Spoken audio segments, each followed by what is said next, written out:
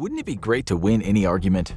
Well, now you can. Certain FBI negotiation techniques can make you successful at talking down confrontation and getting what you want. The surprising thing is that these are strategies you can use in any situation, whether you're trying to get a raise from your boss or attempting to persuade a friend that you're right.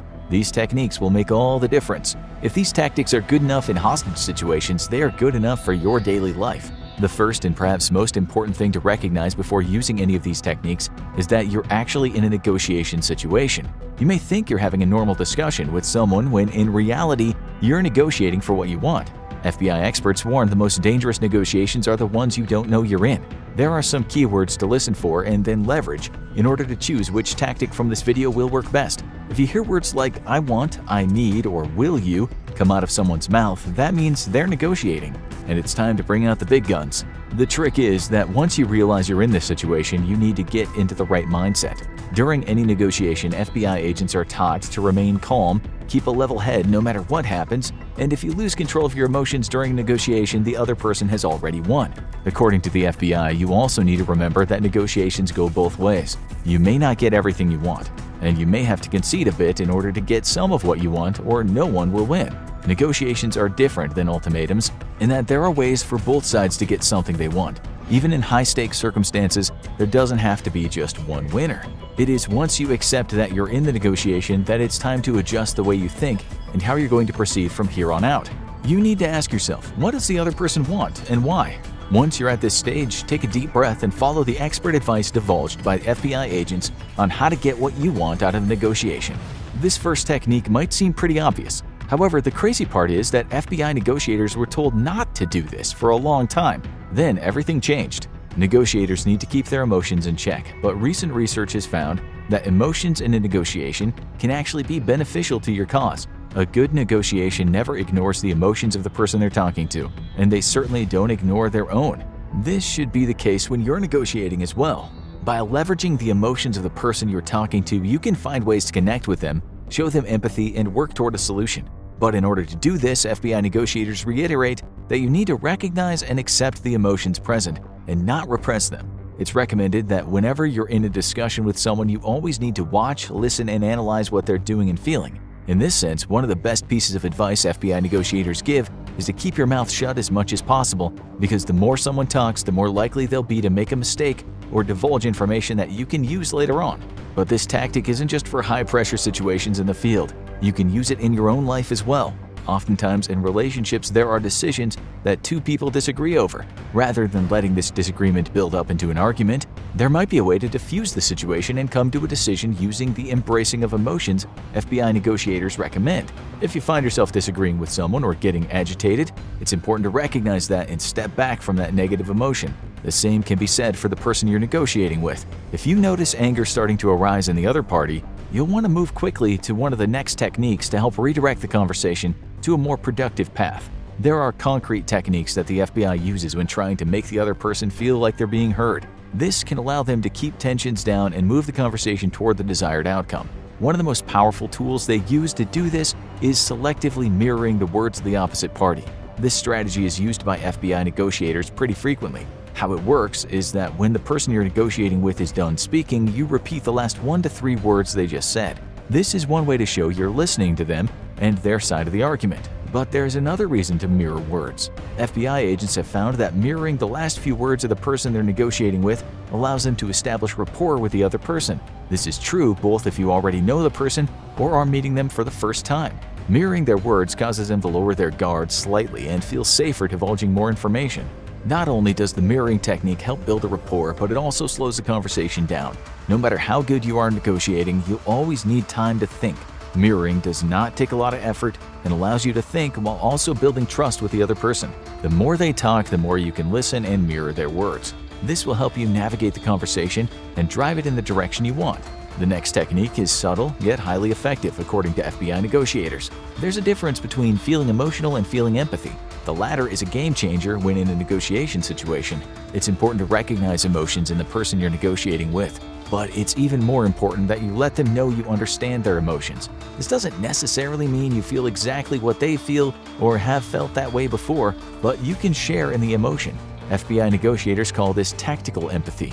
The best way to do this is by using phrases like "it sounds like you're afraid of" and "it looks like you're concerned about." Using this type of language tells the other person you're listening and empathizing with them. But this is a two-way street. According to FBI negotiators, it's also important for you to say what the other person might be feeling toward you before they do. For example, instead of waiting to be called selfish during a negotiation, it might be worth identifying that the other person might feel this way toward you. Saying something like, "I know this sounds selfish." As long as you're careful and plan what you communicate to the other party, you won't say anything that they aren't already thinking. The best part about using empathy is that it builds a connection with the person you're negotiating with, which helps build influence. This will allow you to reach a final destination that works in your favor. Expert negotiators say it's imperative to gain the other party's trust within the first 10 seconds after negotiations begin. The best way to do this is by using tactical empathy to show that you understand the other person's challenges. FBI negotiators use tactical empathy to identify key obstacles that the other party wants to overcome. This same technique can be beneficial in any negotiation you find yourself in. By listening and empathizing with the other person, you'll be able to uncover what is actually standing in the way of both parties getting what they want. You can leverage that information to show how what you're asking for can even alleviate some of the stress or challenges the other person is facing. This may provide the opportunity for a mutually beneficial decision to be made. To be clear, FBI negotiators make sure to point out that there is a big difference between empathizing and sympathizing. You don't need to show you agree with the other party. This is especially true in many situations that require an FBI investigator. If you and the other person agree, then there'd be no negotiation. You also don't need to necessarily show compassion for the other person either. If someone's being rude or unreasonable, you don't need to roll over and take it, but you do need to remain calm. Empathizing with the other person and showing them that you understand their side of the argument or what they're feeling is a good way to reduce tension and allow for forward progression. This might be hard to hear, but you're going to make mistakes. Whether it happens during your normal day or during a negotiation, no one's perfect. However, FBI negotiators emphasize that making mistakes is okay and being corrected by the other party is actually what you want because it can cause them to let their guard down. Admitting our mistakes is extremely difficult. We can oftentimes get defensive even when we know we're wrong. This problem can be exacerbated in a negotiation situation unless you use your mistakes to your advantage. In fact, FBI negotiators will often intentionally make minor mistakes, so the other person will point them out, and the negotiator can admit that they were wrong. This tends to put the other party at ease, which allows for a more productive conversation. FBI negotiators explain that the reason making mistakes works in these situations is because the other side can actually feel enjoyment from pointing out your error. This causes them to want to continue talking to you and let their guard down. Being at ease also tends to force people to feel like they're collaborating instead of arguing, which means they might be more willing to listen to what you have to say as well. All of these positives come from just admitting a mistake you made. There's also a more sneaky side to this technique. By purposefully mentioning a challenge that the other person is not currently facing, they'll stop arguing to correct you. When this happens, they may also reveal information that you can leverage. In a situation where you plan on intentionally making a mistake, you need to calculate your cost-to-benefit ratio. You don't want to annoy the other person or sound incompetent by making a lot of false assumptions, but if you make a mistake, either by choice or accident, it's almost inevitable that it will help lower the guard of the other person and cause them to open up and divulge more information than they would have initially. It may also be helpful to examine this technique in a real-life situation. If you're asking your boss for a raise and they keep refusing, you might make the intentional mistake of saying, "It's okay that you can't increase my salary by much since the company didn't make as much profit as we expected this year." If you know this information to be false, it could trick your boss into correcting you by saying the company actually exceeded profit expectations. At this point, you can then leverage that information your boss just put on the table in order to explain your role in helping make that profit, and therefore as a justification for getting a raise. FBI negotiators warn that accepting your mistakes is one of the tougher techniques to master. It's not something that comes naturally, as we don't normally like being wrong. And chances are, in a negotiation situation, your mistakes will not be planned, but will happen by accident. Some negotiators even suggest practicing this skill by using deductive reasoning to analyze different situations you're in. Sometimes you'll be right, other times you'll be wrong. When you're wrong, practice accepting that fact, especially when someone corrects you. It'll be hard at first, but with time, you'll be able to easily accept being corrected, which will help in future negotiations. This next tactic might sound wrong to you, but according to FBI negotiators, there is one word you actually want to hear. That word is no. How can this be true, you might ask? It all has to do with the word yes being counterproductive. The problem with asking questions or giving ultimatums that someone has to say yes to is that it can push them too hard. This can cause them to close off from the conversation. Regardless of if you're right or not, getting someone to concede to you before the actual end of a negotiation can hurt your chances of winning. This is because people normally feel like there's a catch if they need to say yes to something during the negotiation process. In order to get around this problem, you can try framing questions in a way that no is the answer you want. A good example of this is, instead of asking someone, "Will you do this?" ask, "Do you have a problem with doing this?" The answer you're looking for is different for both questions, but the outcome you want is the same. The person being asked these questions during a negotiation is much more likely to give you the no answer than the yes answer, even if it ends up getting them to do the same thing. Also, allowing the other side to say no gives them a sense of power and control. To them, it feels like they aren't conceding anything because they aren't using an affirmative. FBI negotiators use this tactic by asking, "Is now a bad time to talk?" Obviously, the agent wants the other person to say no so they can continue the conversation. But if they asked, "Is this a good time to talk?" the yes might be much harder for the other person to say. Often, FBI negotiators use this technique to show that the requests they're asking for are not unreasonable. This can also be done in everyday life. If you want someone to clean up after themselves rather than asking, "Can you please stop making a mess?" you can ask, "Would you mind picking up your things after you're done?" They're much more likely to give you the answer you want in the second question because they feel like they still have power in the conversation. FBI negotiators also have another technique they use in conjunction with asking no questions. There is a special tool in their arsenals that can redirect a conversation in a way that tricks the other party into agreeing to the negotiator's terms. There are two simple words that every FBI negotiator loves to hear: "That's right." There are a few reasons for this, but the main one is that the words "that's right" are a cue to the negotiator that they're moving in the correct direction.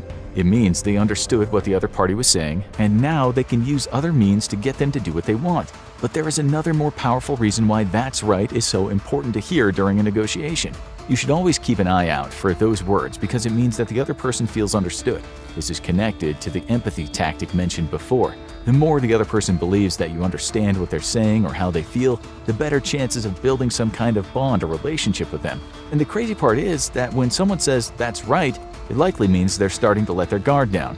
This building of trust, no matter how small, is a huge win in any negotiation.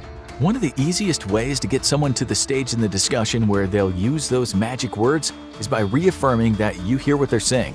This can be done through the mirroring technique discussed earlier, but a more powerful way to get them to this point is by summarizing their perspective, saying something like, "I just want to make sure I understand what you're saying," and then restating their ideas might be enough. However, as we mentioned earlier, you're going to make mistakes. This summarization stage is a perfect place to find holes in your understanding, apologize for being wrong, and empathize with the other person. This will all gain you more favor and rapport with the other party, while also clarifying anything that you might have missed. Once you're both on the same page, the words "that's right" will likely be spoken. And then you know the negotiation is heading in the right direction. It's important to note that just because you're repeating what someone is saying to show you're listening does not mean you agree with the other person. Saying "I agree with you" can be counterproductive to your side of the argument, and that could prevent you from ending up where you want. By working toward the "that's right" statement, all you're doing is clearing up misconceptions and breaking down barriers. When you reach this point, it's important to remember the exact facts that got you to the "that's right" in the first place. This is because if you need to gain trust back later on, you can bring it up again. For example, you discover that someone is overwhelmed because they have too much on their plate and they make that known to you. Don't be afraid to circle back to that fact when you need to refocus the conversation. If your negotiation tactics go sideways and the other party starts to get disgruntled, remind them that you heard how overwhelmed they were and understand how stressful it can be. This will slow things down and allow the other person to vent some more. As they talk, you'll gain even more insight and be able to steer the conversation in the right direction. And here's a pro tip from the FBI negotiators. If you feel like you haven't empathized with the other party or gotten a "that's right" in a while, you're not laying it on thick enough. During a negotiation, someone really needs to know that you're listening to them and that you understand where they're coming from. If you don't feel like you've done enough to show you're listening to the other party, then you haven't. It's time to reevaluate and make sure you mirror their speech. Tell them that you hear what they're saying and heavily lay on the empathy. Otherwise, you are quickly going to lose any of the ground you already gained. The phrase "that's right" is a good indicator that your negotiation tactics are going in the right direction. FBI negotiators can't stress enough how important it is for the opposite party to feel heard. If you're given the opportunity, it isn't a bad idea to write down key points to come back to if needed. For example, if you're negotiating with someone over the phone, it might be worth jotting down notes on a pad for future reference. A perfect example of this comes from a hostage situation in the Philippines, where an FBI negotiator was brought in as a consultant. The kidnapper was holding a hostage and wanted $10 million to secure her release. The hostage taker maintained that war damages needed to be paid from over 100 years ago. The negotiator in the situation was coached by the FBI agents who told him to write down all of the grievances and repeat them back to the kidnapper. After doing so, the kidnapper stopped asking for the money, as he knew the negotiator had hurt him. Eventually, the hostage was released and brought to safety. The power of repeating what the other party is saying while in a negotiation cannot be overstated. It's a key component of every FBI negotiator's arsenal. They don't agree to the terms or demands, but they do listen to what the other party has to say and make sure they know they've been heard. A more obvious negotiation tactic that you oftentimes see in the movies is when a negotiator allows the other party to believe they have control in a situation. The great part is that if you use the techniques discussed in this video, you can actually create this illusion. According to FBI negotiators, you should never try to force the opposite party to admit they were wrong and that you're right. In any type of negotiation, this will never get you anywhere. However, there is one trick that can allow you to tire out the other party and give you the upper hand. By causing mental fatigue in whoever you're negotiating with, you'll provide yourself with more opportunities to maneuver the conversation in the direction you want. You can tire out the other party by asking them how or what questions. Then all you have to do is sit back and listen to their response.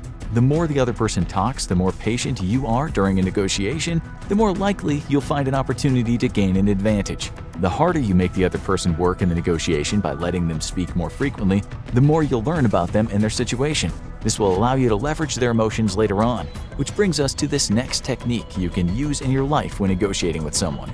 As you listen to the other person, take note of the different emotions that arise. If you can find something that triggers a positive emotion, hold on to it.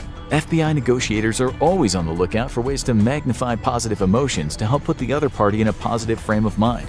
This can make them more comfortable and relaxed, making them easier to reason with. It also is important to remember that in every negotiation, even those in everyday life, both sides have strong convictions. As much as you want the negotiation to come out in your favor, the other party wants that exact same thing for themselves. It should also be said that all the tactics mentioned in this video can also be used against you. Therefore, you always need to be aware of what the other person is doing to make sure you don't get fooled by the same tricks you're implementing to win a negotiation. And this brings us to another important point, something that is much easier said than done. Regardless of the situation and how you feel, you must do this. FBI negotiators deal with the worst of the worst, and even though their job is difficult and the people they deal with have made very bad choices, the negotiator needs to remain calm and keep a semblance of respect. If the opposite party feels disrespected, they could do something rash, which might have terrible consequences in the situations that the FBI deals with. Even in your own life, when you have to negotiate with bosses, friends, or even family members, you need to remember to stay as respectful as possible. This doesn't mean you have to agree with the other party or even like them, but keeping the conversation progressing forward and moving toward a solution will never happen if either party feels like the other does not respect them. FBI negotiators know that if you show respect, you will receive respect in return. This is still true even if you don't like the person you're negotiating with. The main way you can ensure that you're showing respect is by genuinely listening and hearing what the other side has to say. It's when you actually listen that you can implement all of the techniques FBI agents use in their negotiations. Respect is even more important in your day-to-day life, because chances are you'll need to talk to whoever you're negotiating with again at some point. If your discussion was respectful and the other party felt you empathized with them and heard them out, it will help build a relationship that will benefit you in the future. Now watch FBI versus CIA. How do they compare? Or check out This Is How the FBI Will Catch You on the Dark Web.